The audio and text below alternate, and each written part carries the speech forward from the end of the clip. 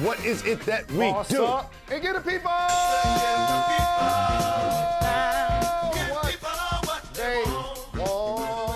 I love that the bat is back so much. When Jalen Rose has the bat, that means there's a lot to discuss, and we start with James Harden's deal. It is now officially official. A 2-year deal worth $68.6 million. One part that is interesting is he has a player option for the second year. What does this tell you about his approach to this season? Well, here's first and foremost. I taught myself not to be desensitized by the fact that a human being is about to get paid to play basketball for 2 years and make 60+ million. I love that so very much. Congratulations to the Harden family. Great start. Good, yeah. You know what I'm saying? Congratulations to to the family and the Harden estate. You know what I mean? Yes. So here's a couple of things. Of course, he wanted to get the 4-year max deal, but he's not that player anymore. The beauty about sports is he still gets a chance to prove if he can be that guy. He was that guy in Houston, definitely. He was that guy a couple of moments with the Nets. Hasn't really been that guy with the Sixers. So what happens is you go into the office, Jacoby, and you and I both know we're not giving you no 4-year max deal. Mm-hmm. So how can we make this work so it's a win-win for everybody? Because he ain't trying to go to another team right now.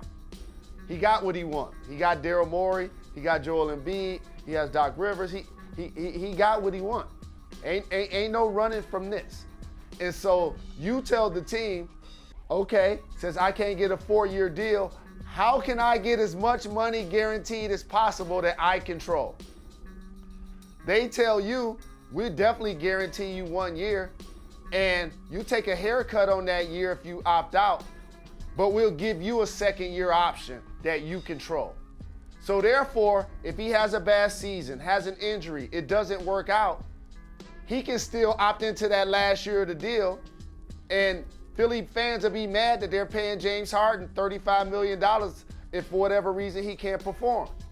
But if he does perform and Philadelphia does meet expectations, and by the way, the East is crowded, and I'm looking at the standings, Jacoby, all of the top players have won the East, except Joel Embiid. It's been a revolving door since LeBron left. Toronto, Miami, Milwaukee, Boston, they've all won the East. We still waiting on the Sixers to do so. So James Harden now has to put up or shut up with a revamped roster. They did a terrific job this offseason of adding to their team. If he comes back and plays like an A1 alongside Joel Embiid, I know what I'm gonna get from Maxey. I understand what I'm gonna get from a veteran like PJ Tucker and Tobias Harris. Thibault's gonna play D. Shake Milton is a great pickup. So I'm sorry, DeAnthony Melton is a great pickup. And so now, can James Harden still play at an all-NBA level? If he does, Philly can legitimately win the East and he'll get a long-term deal.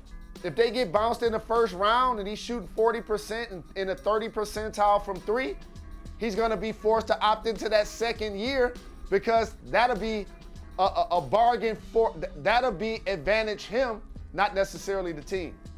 So I'm glad you brought up just how stacked the top of the East is. There's teams like Milwaukee and Boston and Miami who are always there, and the Sixers are clustered in with that group as well. My question for you is, we always say, success is a function of realistic expectations. What are realistic expectations for this roster?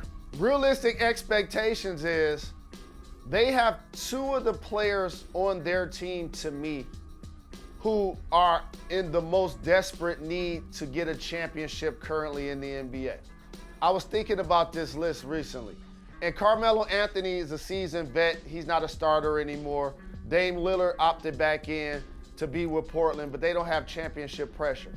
But like players like Paul George, Joel Embiid, CP3, James Harden, like I'm looking at those players, Jacoby, and it's like, they have a legitimate chance to do it.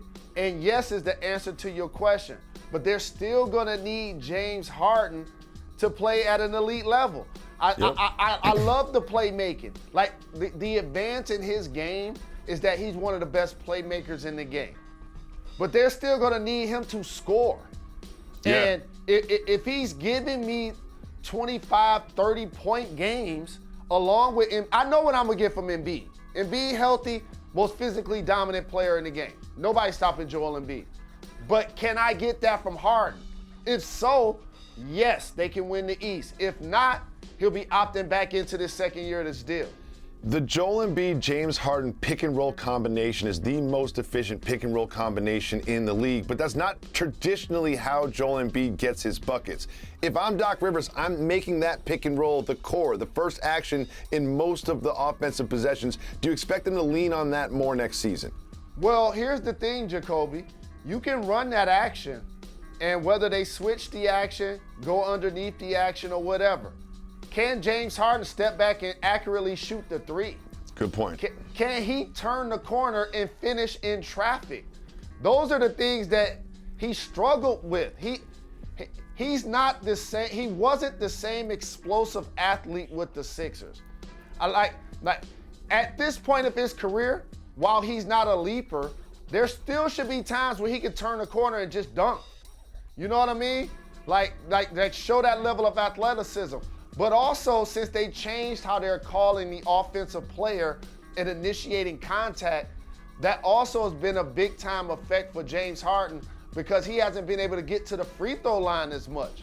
Yep. So now he's got to still be able to make his shots from the floor and not necessarily worry about always trying to get to the line.